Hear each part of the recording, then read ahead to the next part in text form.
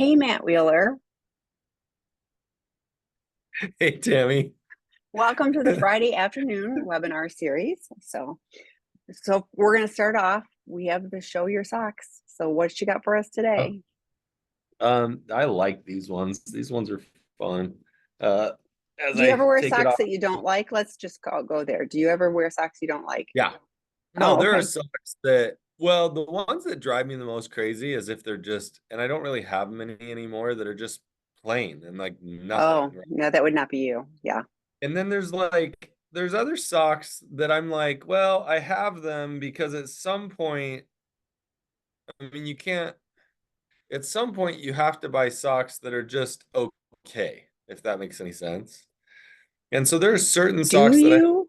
Yeah. well, so here's the hard part. Sometimes I buy a sock and then it's like they're not all like there's Oh, certain socks that are like yes. crazy thin. Yeah. And I'm like, not that I know what it's like, but I'm like, I feel like I'm wearing a pair of pantyhose. Like they're that thin. It's weird. And I'm like, why do they even make these? Well, and there's purposes, but like I've bought socks that were like, oh, these are like fan favorites or whatever, and I bought them, and I was like, I hate these, and I think a little bit of it is like there's a certain brand from all of my athletic events that I like. I just like them. They have a tab at the back so that they don't slide down. I mean, like I got my little system. So, and yes, anything that doesn't really work, like I've gotten better at going. I'm never going to wear these. Get them out of my drawer. Right. And sometimes I'll wear them going, well, need to somewhat wear them. But yes, there are some that I like the comfort more than others. There's some that I like the designs more than others. And this one has a really fun design. And Oh, fun. Yeah, like Sasquatch or it's a Sasquatch just chilling yeah. in the forest.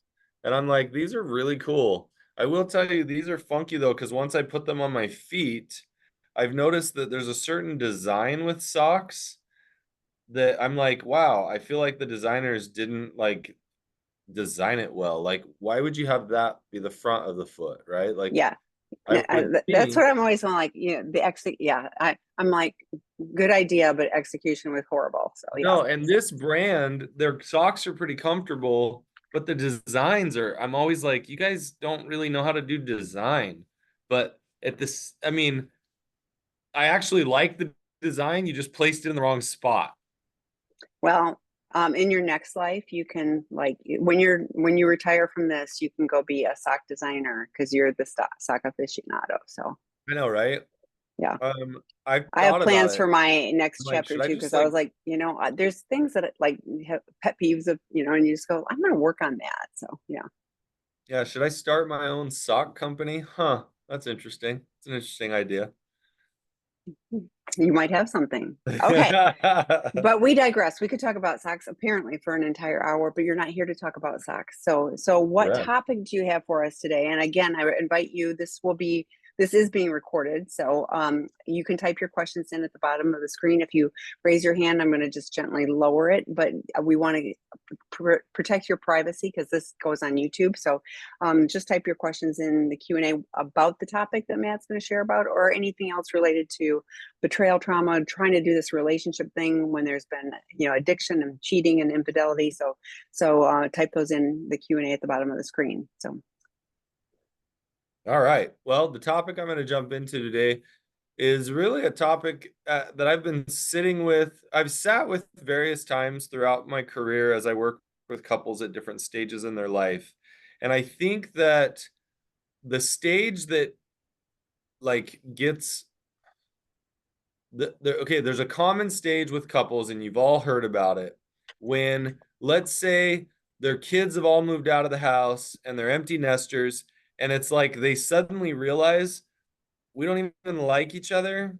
Like, and so either we have to figure out how to like each other, how to have a relationship, or we end and terminate the relationship, right? Like, and so I started thinking about it and I started watching couples, and I realized the truth is this happens at every stage in our lives, right? Like, so we start dating, and when we start dating, we're like, what's our common goals? Well, our common goals are trying to figure out, do we like each other enough to keep dating, right?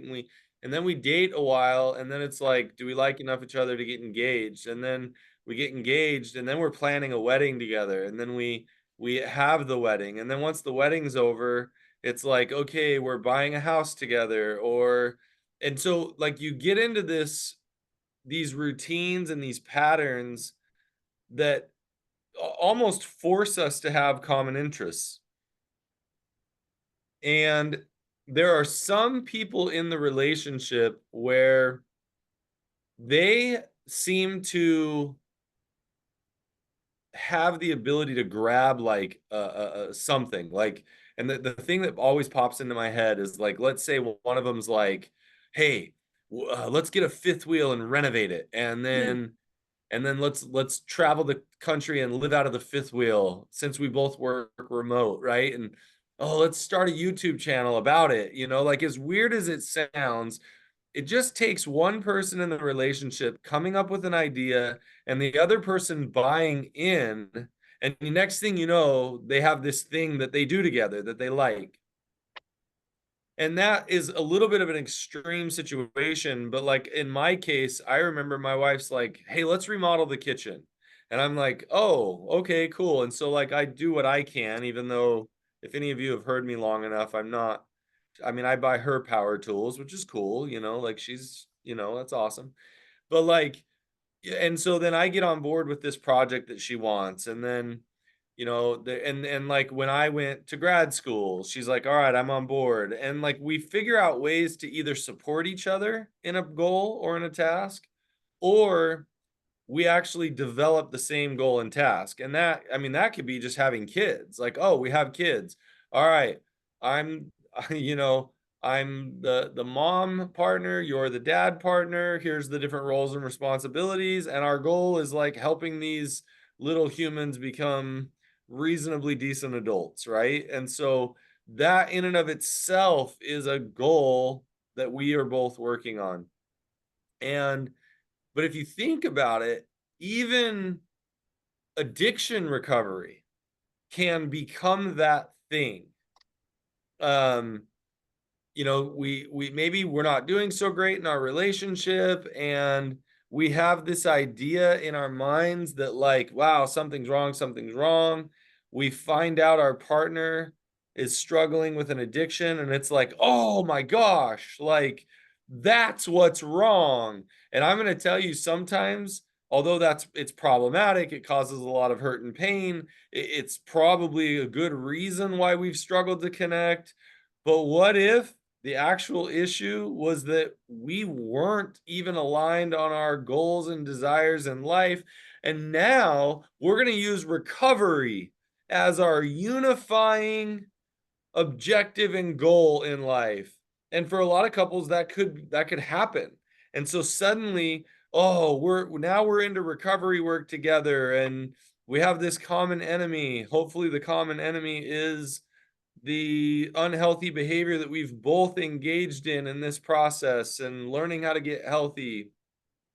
And sometimes one partner, and maybe even often the partner struggling with addiction, is like, okay, I'll go along with this because I need to in order to save the relationship. And it's like, rah rah rah. Like, the reality of it is as couples, we have to figure out what our common goals, objectives, interests, achievements, desires, what are the things we're both longing for, and how do we achieve those either together or supportively of each other. So that's your goal and objective, and I'll support you in that. Maybe I'm not doing it with you. So I did an Ironman triathlon. My wife didn't want to do one with me for obvious reasons. It's its own form of torture. And Tammy, you get it. I can't remember you've done ultra marathons. What's the No, longest one I did a mini try, which is Oh, enough. you did a And sprint I've triathlon. done one, yeah, I've done one marathon, and I've done lots of halves and Oh, that's what it was. yeah, You were yeah. into, So yeah. yeah, So I've done and so you distance, might but be into the halves, and your husband's like, hey, I'll show up and I'll have signs that are he's like, yeah, team Tammy. You're yeah, exactly right. He's team totally. Tammy. He's very supportive, and he's not putting on a pair of running shoes. Right. And there's nothing wrong with that because as a couple, it's like, here's where I can show up and support you and I enjoy it and it's great. And if as couples we develop that type of a, I don't know what else to call it, system with each other, we can actually develop a really healthy, wholesome relationship. And it doesn't need crisis like recovery from addiction. Although if that's something we have to do, we do, right? Like, um, but where I've been really thinking about this is encouraging a lot of my couples to be thinking like, what are the things that you guys are um teaming up on in life? Like what are the goals, objectives, what are the desires that you have? Like, raising your kids, for instance, isn't going to cut it because there's going to be a day where your kids are now adults. And oftentimes it's harder to even have adult children than it is to have little children. Um, and so then it's like, okay, so, but what are we still after? Like, what is our purpose and connection? Because if our goal was to get through grad school, it's interesting how many couples will get a divorce after grad school because their goal was all they were doing was surviving. And so they spend all that time growing apart. And it's the same concept. How many couples they spend all that time raising kids, but they're growing apart? How do we figure out how to grow together? And what conversations do we need to be having together? What discussions do we need to be having around what are the things that we both are longing for? What are the hopes and dreams that we're after? That sort of thing. So I'm curious, Tammy, what are your thoughts? I am curious because I'm thinking, like this doesn't feel like wait till you're an empty nester. This feels like at every stage we should be having this discussion, and checking things like I'm confident that, when you and your wife first got married, you weren't going, and I'm going to go to grad school. Maybe you did, but No, what? Nope. yeah, exactly. So things, change. I loved how you said, "Oh, we have kids," like they just magically appeared. Oh, we have kids. So yeah, probably didn't happen that way, but yes, and yes, there's a focus and there's priorities. But I thought the great word you used was the longings, and the longings don't go away even when there's life circumstances. And it's not an excuse, but I was thinking from an addict standpoint, if my longings are being completely set aside, easier to trip into the active addiction aspects. Again, not making excuses, totally not justifying anything, but I'm like, as an addict, I can go, yeah, like none of my needs. I'm so focused on I'm such a, I'm doing all of this stuff for everybody else, and I'm going to take care of me. So I'm going to go zone out and watch porn or whatever it is I'm going to go do. So I think it's critically important from an individual standpoint and from a relationship standpoint to have those conversations, even in the midst of, we've got little kids and then we've got teenagers, or like all of those, different life transitions, to be having those conversations. But doing the deep dive on myself and going like, what is it, because it's really easy to get caught up in the moment, so to speak. Yeah, and getting caught up in the moment, again, the word I used there was like sometimes we just get into survival. Yeah. And when we get into survival and we're just trying to get through something, we don't realize that the objective of typically getting partnered was that we don't have to just survive and get through, that we can actually be together. And so how do we use positive moments as well as, if you will, negative moments to figure out how to be together and get through things as a team, like Team Tammy, right? Yeah, Uh, but I think what you're talking about is being extremely intentional. Like, we are going to consider, what we're looking for, those longings for ourselves. We're going to have the conversations. We have to create the space to be able to have those conversations, and you're right, recovery, like, I mean, I hear both, and I'm sure you do too, where it's like, and I'm using genders, but it's his problem. He needs to go work on that. And I'm not going to do anything. And then I hear, I get we're in this, and there isn't it's almost to the detriment, in my opinion, of the partner, where it's like I'm so focused on the addict and helping them, that I'm not Right. taking care of my deep wounds, and both of those feel like not the optimal balance. Yeah, and it's tough because as I'm working with people, I never want to send the message that anything that the partner struggling with addiction did ever is the other partner's fault. But No, I but I was but I was listening to a book recently where the author explores, how do we recognize how we impacted our partner all along on those years? Because we want to see, how did my influence impact you even in your addictive behaviors, right? Like, not that I'm to blame at all. However, there was impact that I had.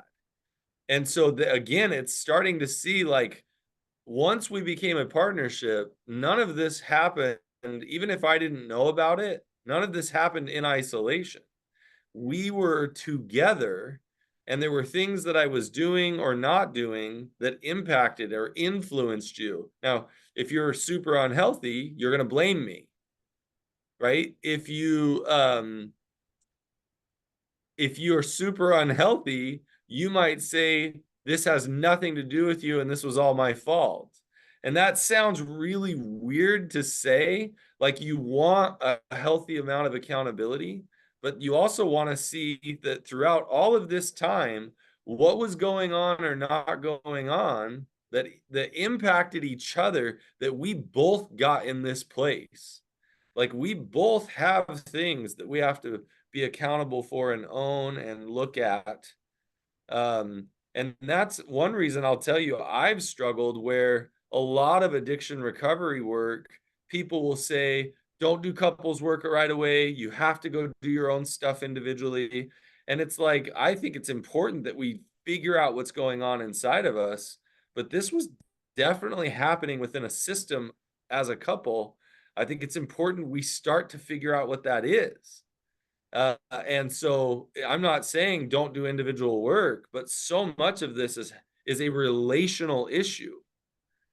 Uh, and I hear you, and I answer the phone for 100 people a week, and and it's probably mostly partners that are calling you. Am I mostly wrong there? partners that are calling, but they've gone to couples therapy. And unfortunately, I mean, you are kind of a unicorn. You knew that. And it's like, the way you can hold the space for it is different, and you're addiction informed, and you're like most of the But do you time. Go do you ahead. think they get blamed by a Well, but couples therapist? the addict has no accountability, like, because they're talking about the coupleship, and it's like but here he is, and he's Oh, still acting out, and interesting. he's not showing up in any kind of truth, and gosh, how nice is it that at least 50% of it is my partner's, and not that my problematic behaviors, are at the root of this. So I hear you, and I acknowledge that you do that well, and there's probably a few other people, that do that well.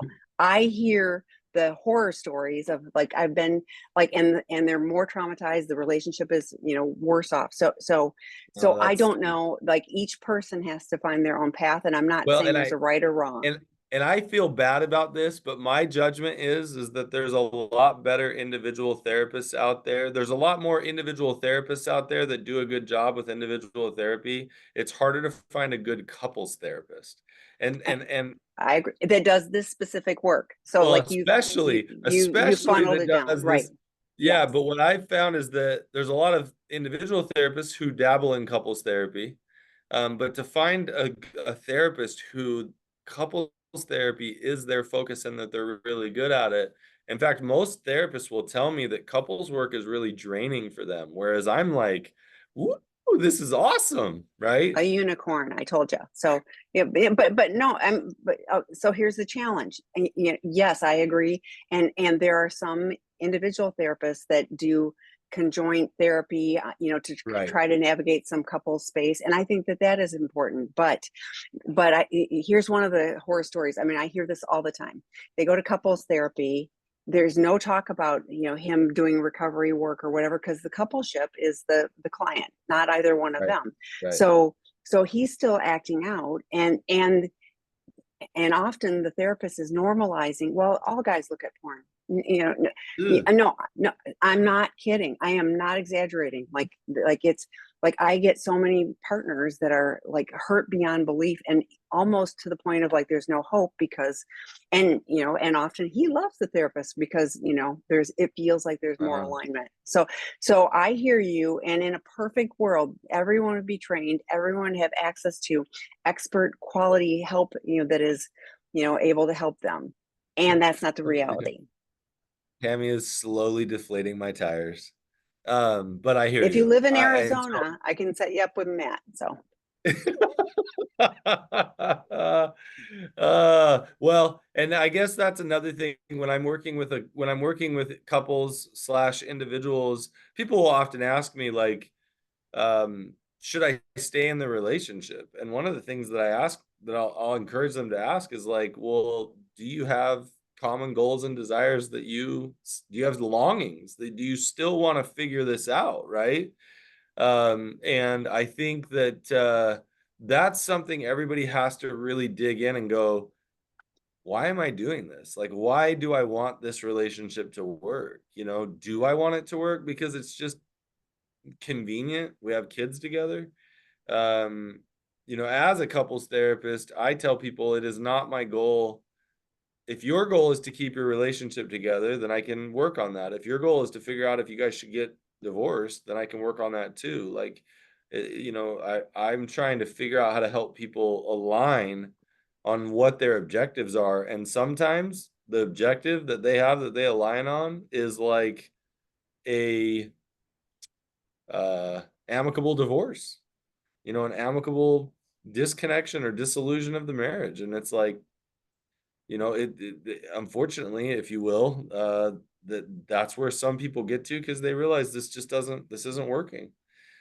Not an easy thing for people to figure out, but no, it is really challenging. And I was thinking, for some couples, it's like I've invested 20 years in this relationship, and it's almost like I don't want to have wasted 20 years. I bet you hear that kind of, no, you hear that too, right? oh, Okay. absolutely. As if the time they've put into it justifies continuing to put Yes. time into it. And Yes. it's fascinating. Uh I once so I have a rental property, and I had somebody that was renting from me who ended up ultimately causing like $30,000 worth of damage. And I went to it was a family member who also had done a bit of real estate law, and I asked some questions. And they basically said to me this: do you want to spend good money you currently have, chasing bad money? And I remember going, huh, right? I want reimbursed for the damage they caused, but am I going to use the good money I have left to try and chase money I may never get? And it's unfortunate because truthfully, sometimes it's like, well, if we keep doing that, then people renting houses will continue to trash them. But at the same time, you have to figure out at what point do I cut this? And as if the damage they caused and the time they spent in my home would be justified by me trying to force them to give me money they don't have. And it's the same way in my brain when you said that. I thought, man, do I want to spend good time? Meaning, I've spent 20 years in this marriage. Do I want to spend the next 20 chasing something that's never going to work out? And there are times where we have to decide, like, is this going to work out? Do I want to spend good time trying to fix bad time? Now, that's a tough one because I get it. There's times where people will look and go, well, genuinely deep down, I love my partner and my partner loves me. And we just need to figure out how to get through this hard thing. And there's other people that it's like, has it ever been good? Look back and ask yourself, did you ever have what you wanted or needed? And if you're 20 years in and this addiction has blown up your relationship, and there's never been anything good, is it time that you decide, you know what? I'm going to spend the next 20 years, 30 years, 40 years of my life either finding out how to have healthier relationships. And it's a strange thing because it may sound like you're a couples therapist and encouraging people. No, I'm not encouraging divorce. I'm encouraging you to take a look and figure out if your motivation for trying to continue your relationship is because you've already spent 20 years in it, and somehow I'm going to spend the next 20 trying to make better for that last 20 that's been bad. I have a hard time saying, man, that sounds great. I That was that thinking, that because you said if it's never been good, and I was like, of course, there's been moments of good, and you're hoping for those. It's like that experiment where if it, I think it's the mice are like they'll go to the reward, like they'll go get right. the sugar juice or whatever, and if they get it sometimes, they'll keep going back. If they never get it, they won't. So Well, I but think it'd be easy to leave a relationship if there's moments when your partner is like, oh gosh, that's the person I really wanted them to be, and then there's not. right, but that's the dangerous place. Is I will look at it and go, I want you to kind of try and look at the whole thing. Like Yeah. I'm not. Of course, there were some good moments. I say, of course. Sometimes there's not. That you just got married because you felt pressured, or it was that I was at that time in my life, my biological clock was ticking. I mean, if I didn't think anybody else would ask me, so I just said Oh, yes. Like yeah. if that makes any sense, we've got to spend time sitting in it and going, yeah, maybe there have been some good times, but if I, s- it how what are those? How few and far between are those? Yeah. And at the same time, just because I'm in a bad time right now doesn't mean I never had any good times, right? That's another mistake we make. Just because it's so miserable right now doesn't mean we didn't have it good at other times. So it's weighing that out and trying to figure out, not easy. I feel a Yeah. lot of empathy for people who are in those situations. Yeah, and I've said this before too, because I talk to people, or I'll do the drop-in groups, and I'll see people kind of across times, as I know you do too. And it's like at some point, they'll be, you can tell it's like their head is going, I should leave because this person isn't doing the work, and then but their heart is, I love them, I still have hope and all this, and then when the shift is and their head and their heart align, that's when they have a decision, and I can see them stepping forward, in one side or the other. But it's hard when your head is telling you one thing and your heart is telling you another. So I love that you're talking about really look at this, and I think journaling is good, talking to a qualified professional, looking at it logically, not just with the emotional, but I love him or her. It's key to have that kind of reality check on that, because then you know what your real goal is. If my real goal is to be safe in a relationship where this person is going to continue an active addiction, and you can do this, like I know lots of people who stay in the relationship, they just find their tribe of people and their support, so that what's going on over here is less impactful. So there's no right or wrong answer. Oh, It has to be for each person or each couple, in this oh yeah. case. It is interesting how often I've told people, like, if you can stay married and recognize that your partner is probably going to be in an active addiction the rest of their life, and you can make peace with it, nothing wrong with it. Like Yeah. that could be a way that somebody says, "Oh, I committed," in sickness and health. And I've seen other people who are like, "No, like I've been lied to the whole time. I didn't know what I was committing to."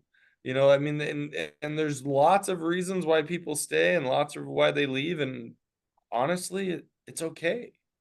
Whatever, they've got to figure out and come to peace with that within themselves.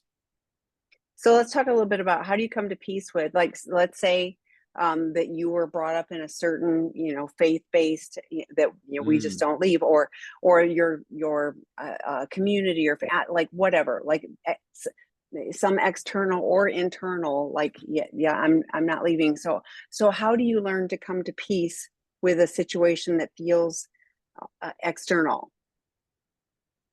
I think that's a great question. I think that it takes I think people have to deconstruct what their belief is, right? So if my belief is I was raised in my faith tradition, God doesn't like divorce, and so I'm never going to divorce my partner, right? Then they have to spend time figuring out like, so is that under no circumstances, right? Like, or do you believe that there are circumstances where divorce is okay? Why in this situation, uh, as you kind of deconstruct that belief, like why in this situation do you feel the obligation? And a lot of times when people really get down to it, it's, well, really, I told myself I'd never get a divorce because I saw how much pain my parents' divorce caused. Mhm. And it's like, oh, okay, right? And so like I encourage people get down to the heart of what the real issues are. Because is it really about you feeling like God has no, belief in divorce, or is it really, and could it be multiple things, right? But like what's really going on underneath that drives this feeling that you are forced to stay? And at what point can you change your mindset so that even if you feel really strongly, God doesn't like divorce, I always told myself I'd never get divorced, at some point you have to choose that it does not matter what my belief system is, I'm choosing to stay. Or, Mhm. you know what? I'm looking at my belief system differently. I had one person tell me, um, God loves you more than he hates divorce. Oh, And that's that a was good their, one.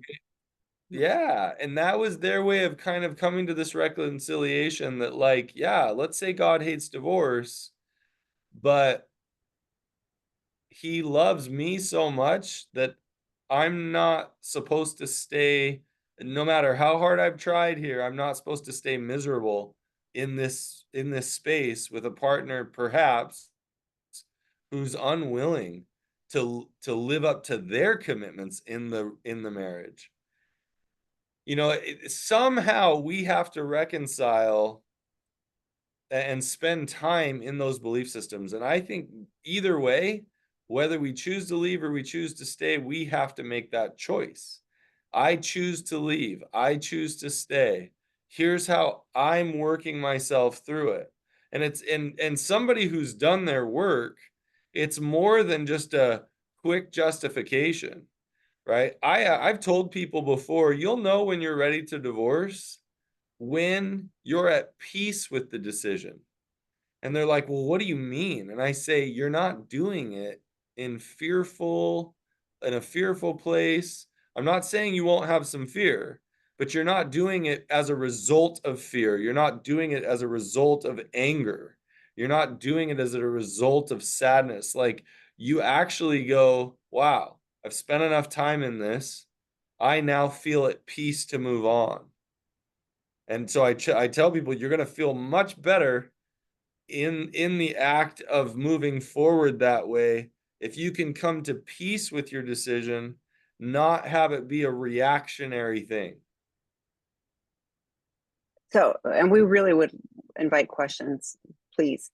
So I normally don't share this, but like this is one of those where what you just said was incredibly true for me. I was in a relationship, I was in a marriage. I said my vows. I was never gonna, like, I took them seriously, for better, for worse. It was for worse, Yeah. at moments, but it wasn't all horrible. But you know what the factor was for me, my child, and she made a comment about, she was 2 and she was like, "Daddy mad at you again, mommy?" She said that, and I was just like, you know, and yeah, I'm still gonna get emotional, but it was one of those things where I was like, this is what I'm modeling for my child, my daughter, and is this the kind of relationship I want her to be in? And I knew in my core that, like, that was the shift for me, and I was like, that is that. And I'm not making, this is just a share, this is not, anybody's, Yeah, again, everybody's on their own you're path. not telling. Yep. No, but that was the pivotal moment, and just like you said, it was like, I know like it was, I had to make this shift, and I have never regretted it. I knew it was the right thing. It absolutely was, and she's an amazing person in a healthy relationship, because she got modeled something different. So Right. that was my journey. But just like you were saying, I was like, yep, I made the commitment. I took my vows. I was never leaving. Like, I was not going to leave. And I was actually the one who filed because, it was such a shift, for me in that moment. Yeah, and coming to that place of peace, I what I've seen is it only comes after just an incredible wrestle, an emotional wrestle, a certain level of agony, and you get to Therapy. Yeah. Well, listen, yeah, well, therapy. yeah. It was all of those things. Yeah. And at some point it's that shift of wow, like I I have to be at peace. And I love how you mentioned like there's just something in the core that just shifts and you go, "Oh, okay, I can do this. This feels right." Yes. And I can do this. And I knew it wasn't going to be easy. There was fear. I was fortunate. I had supportive family and friends, around me as I chose to do this. But yeah, messy. Yes. Like all of those things. And we both, I knew for sure that my daughter and I would both be fine, and we would be better off if we chose. And I was right, but it wasn't without mess. So, but I have zero regrets about that, decision. Like, so, which is part of the piece, is like that was the right thing for me to do. Yeah. But man, what a I wouldn't wish that miserable space upon anybody. No, but but you know what? I'm here to tell you, there's through. You get through it, and There's and through. yeah, yeah, no, because like you don't get past it. Like, you're not past it. I always say I got through that. And obviously it was, I'm like, lots of stuff, but don't need to go into my drama. But it's one of those things where my story, ultimately, I met a man. I knew for sure if I never was in another relationship, I was going to be better off. And I happened to meet, an amazing man who's the perfect partner for me. Like, we work really well together, and that would have never been the case, had I, and we modeled good relationship for our kids. So all of those things came out of a really painful, relationship and choice. But I always say I got an amazing daughter out of it, and lots of life lessons. So Oh, lots of life totally. lessons. Yeah, it's funny how we get to a place, and I always tell people like there's this weird space in healing where um and it's gonna sound ludicrous, but it's like, you know what? I wouldn't change my addiction I because what I Yep. learned from it has been absolutely worth it. I wouldn't change my trauma because what I learned from it is the lessons learned is worth it. I wouldn't change that miserable relationship I went through because I learned things that I would have never learned otherwise. And those of you And joining or listening to this may be going, you're full of poop, but I promise you that, no, honestly, this really does happen. Like, everything I have that is of any meaning to me is a gift because I'm in recovery. None of this would have happened if I hadn't chosen that path. And did I put family members through pain? Sure. I was already sober by the time I married my ex, so he isn't he isn't on my amends list. Let's put it that way. So no, but honestly, and I hear partners that say that when they get to a place where they go, man, oh man, this has been painful. Life is painful. Like let's not pretend that people who aren't dealing with addiction have everything all roses. It's not. Life is hard. but those of us that have addiction, we really, really lack, life skills, and addiction recovery gives us the opportunity to do things differently. And partners will say, I am stronger than I ever thought I was. I didn't know.